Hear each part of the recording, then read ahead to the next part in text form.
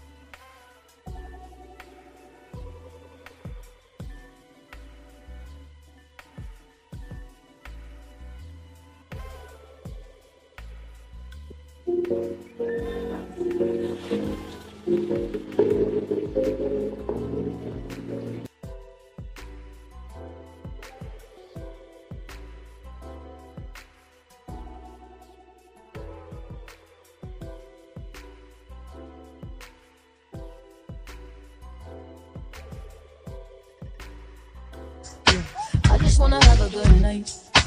I just wanna about to catch another fight.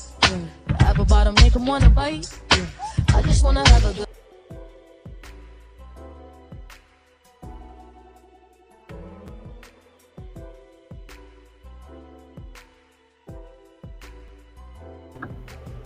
Good morning. How's everyone doing? Hope all is well. Happy weekend. Hope everyone's doing good at home, wherever they're listening to me, whether they're on their car, on their cell phone, wherever they're at. Thank you for popping up to my live real quick. This is going to be a quick video. I definitely wanted to do a video post procedure to let everyone know about my experience, not even just my followers, but for people who actually are going to go through a colonoscopy or an endoscopy just so I could ease their minds because as you guys saw, I was super nervous the entire time. So good morning, all you guys. Hope all is well. My experience with my procedure was not as bad as I thought. You all know I went in on Thursday for a procedure for a colonoscopy and an endoscopy, and I went on YouTube Live and post view, and I pretty much thank everyone for the phone calls, the prayers, the wishes, the support. I really appreciated it. I really needed it as well because I'm a scary little sucker sometimes. And long story short, just like everyone said out there, you ain't gonna remember a thing. You ain't gonna feel a thing. It's gonna be done before you know it. It's gonna be over before you know it. The next day you're gonna feel like nothing happened. And for the most part, that is absolutely 100% right. The only side effect I have from my procedure thus far, that I'm still experiencing as of right now, is that I have a sore throat. Sometimes it hurts when I turn my neck to the left or to the right. Sometimes it hurts, when I swallow too fast. So that's the only real side effect I have, honestly, that I can notice. The nurses from Bellevue Hospital even called me yesterday morning while I was at work to check in with me. It's protocol and procedure for them to call you after procedure. Did not know that. I haven't, had a lot of surgeries in my life. So, again, this was all pretty much new to me. So they definitely asked me, did I have any symptoms, any side effects? And they told me how I could treat those side effects. They told me pretty much one of the things I could do for my sore throat was to chew on ice chips, suck on ice chips. They told me to buy some lozenges, which I did that. Ice chips, I did that. And every day I did that, which was only one day so far, my throat is feeling actually a little bit better every day. So I'm like, you know what? Not bad at all. But to backtrack a little bit before, I went under just to give that tea to people who are gonna go through a colonoscopy and haven't. The people that are gonna go through an endoscopy and haven't. Let me just give you this tea. You are gonna be medicated with general anesthesia. You will be sedated or asleep for the most part. They're gonna ask you very personal, uncomfortable questions, such as do you drink? How much do you drink? The size of how much you're drinking, the days a week you drink it. Do you smoke? How much you smoke? What do you smoke? Do you smoke cigarettes? Do you smoke marijuana? They ask a lot of personal, detailed questions, and they tell you all this information because they need to know, how to sedate you. If you're a heavy drinker and heavy smoker, you may need more anesthesia than the person who doesn't. So, in the long run, it was real, real nerve wracking at that moment because you know they're trying to talk you down and comfort you down so they can drug you up and they can poke you and do what they got to do. But it was a great distraction from you not knowing what's going on every single moment. That they have these deep talks with you before they put you under. They asked about if you have children, what do you do for a living? They ask really personal questions and they get you to a relaxed point. I'll say the nursing team was great. They told me that it was no need to be nervous. They comforted me. They told me go to sleep, take a nap. They asked me did I have support, and I told them yes, I have support. Don't want to be here to get me. And they pretty much told me, watch out for my pressure. They noticed I had high blood pressure. I told them I wasn't on meds. They didn't want me to take any medication for blood pressure if I did have high blood pressure, which I'm not on medicine for, as you guys know, who follow me and know my story regarding these recent late health developments that happened with me as of 2022. So it really wasn't that bad. But to wind you all back on how it went, as soon as I got there, they ID'd me, ran my insurance, they took me upstairs, they immediately had me get undressed and put into a gown with the back open. They gave me the little surgery hat that goes over my locks. They had the ID band on me, another band that said wrist fall. They took my pressure until it was a normal rate. In addition to that, they gave me the IV where they could also include anesthesia in there. We waited for my surgery room to be available, waited for the doctors to be available. And when that was approaching, they wheeled me from the prep area to where the surgery was going to happen. And that's where it all went down. They set up the TVs and the screens so they can see the entryways where they was going for me. They made sure I followed the diet. They made sure that night I had nothing but clear liquids. They made sure the night prior to that I had nothing but the soft diet they gave me, which was baked fish, white rice, and peas and carrots. They made sure I didn't take none of my vitamins. I didn't take the iron. I didn't take the probiotics, the prebiotics, or any other supplement I take. They made sure of that. They made sure I had no alcohol or narcotics in my system within the last 24 hours. They made sure my blood pressure was at a normal safe rate before we started. And they made sure there was somebody on call readily available they could call that would be there for me so I would not exit the hospital by myself. So it was a very safe, sound procedure, and everything went really, really swell, to be honest. And at the end of the day, last thing I remembered, they asked me how many children I had. I woke up and it was over. I wasn't bleeding. I wasn't coughing. I was extremely woozy. I was definitely off balance doing the 3-4 step kind of motion. But there were two nurses there at every time to make sure if I was slipping, they had me. So it was a great experience. I don't want to do it ever again, to be 100% honest with you all. But I was recommended to do it within 5 years, pending if I have a family history of colon cancer, which indeed I do. Some of you guys may know both my mom and my dad are both 2 and 3 time cancer survivors, so cancer does run in the family. My maternal grandmother died of cancer. Many cousins on my father and mother's side have had cancer, went through radiation, and have went through chemo treatment.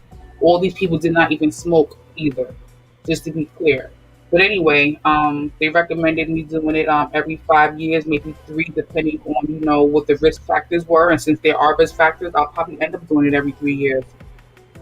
After that was done, I went home, relaxed, had a bomb ass dinner because I was starving. I thought I was gonna eat steak and ribs and pork chops that day because I was just really, really starving. You all out there know I'm a pescatarian, so that'd be crazy to be eating like that, but just exaggerating and overemphasizing how hungry I was. So anyway, moving along, I was so grateful. My daughter father bought me a great dinner. I had fried lobster tail, baked mac and cheese, collard greens, and candy yams. I know y'all like, are you fucking crazy, girl? All you just went through? Listen, I wanted to risk it all and treat myself to a fatty meal, and I did. I was so hungry and so starving watching my daughter eat, cook for my daughter, not being able to eat the things she was eating. It drove me crazy. So yeah, I did that. That was my guilty pleasure. The next day, I got stinking fat and ugly again with a shrimp quesadilla with Monterey Jack cheese. But at the end of the day, I'm back to reality. No more seafood for the rest of the week.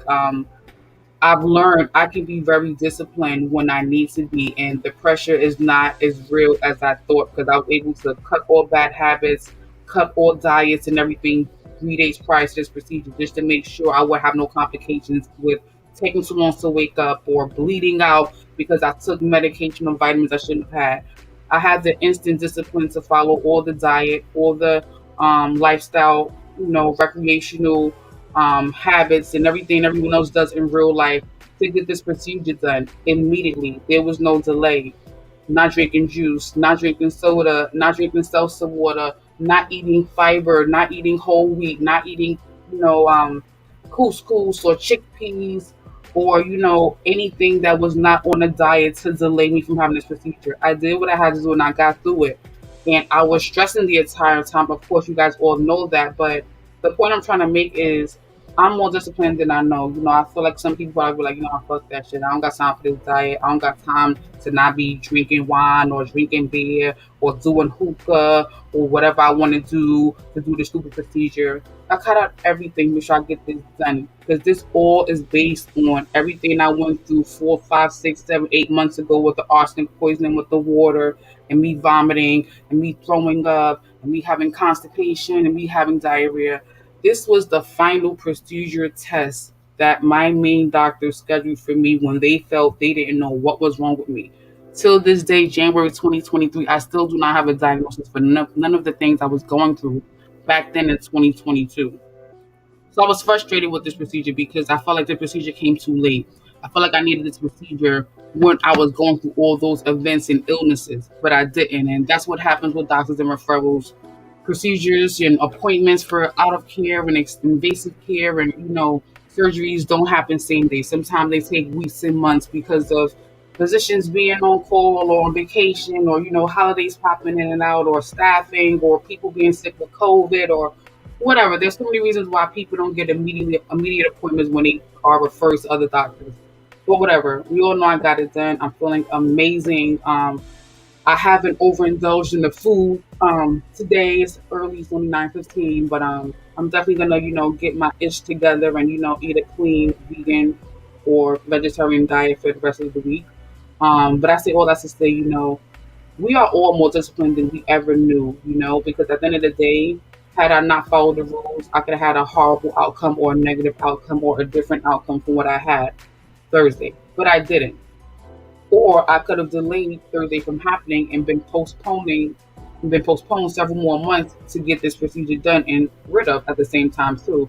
So I'm grateful, I'm humble, I'm appreciative. I love the support, energy, and vibes I got from everybody, and I'm happy. I got through it and it's over. And I got a call back from a nurse to tell me that yeah, they did see a polyp in my rectum. They snipped it, they got it. It wasn't cancerous. Hallelujah, praise the Lord. There was some mucus stuff in my belly that they saw, and I think they took samples of something in my throat or my belly, which may explain why my throat is kind of sore, whatever the case is. So I put it up to God. What those samples and cultures come back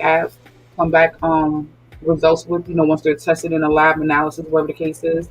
Definitely not gonna over analyze and press and stress about what's happening with whatever samples they took. I'm confident what the nurses told me regarding the polyp in the colon not being cancerous, and I'm gonna just have faith and hope that whatever was found in my belly or stomach or throat or esophagus that was taken has the same situation. So if you get any messages from this conversation right now, just know that it's okay. You don't have to be super scared to have a colonoscopy or an endoscopy procedure. As long as you follow the doctors and nurses' pre-orders prior to the procedure, you'll be just fine. I'm a scary person, so that's just me. And outside of that, everybody was right. It wasn't as bad as I thought. I was gonna be all right, and I am. And it was over before I knew it, and I can't remember the details. So don't be afraid to have this procedure. Just follow the rules, so you don't have any complications. 24 hours later, I had my first bowel movement. No issues, no funny looking things looking around the bowel or rectum or anything. Like everything is just fine. So go through that colonoscopy, go through the diet, do what you got to do, and you'll be just fine, just like I was.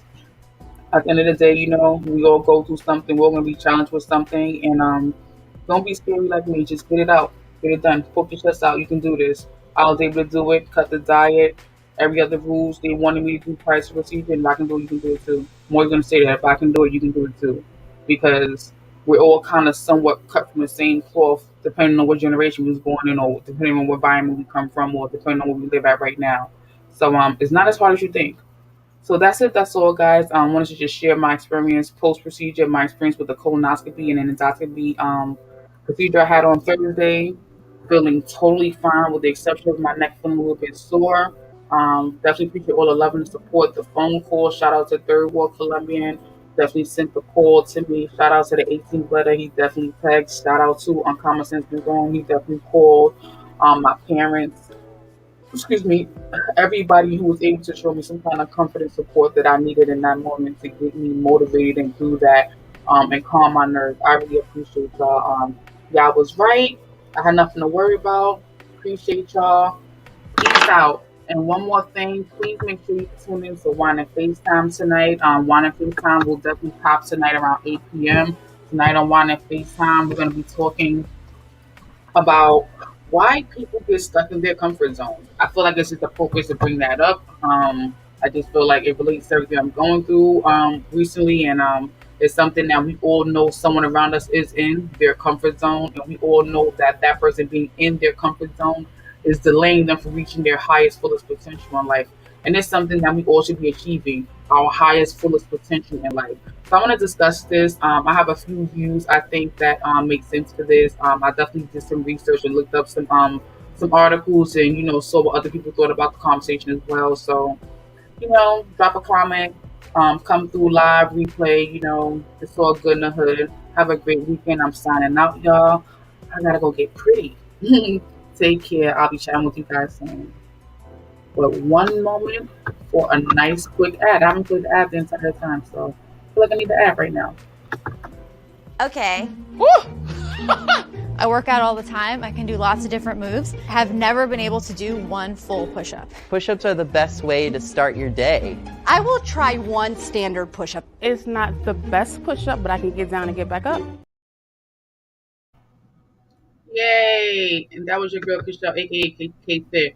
I'm about to head out, y'all. So have a safe one. I'll be shouting with you guys later on if we pop through the one to FaceTime. And if not, catch you in the replay. It's all love. Have a great one, y'all. See you soon. Peace out.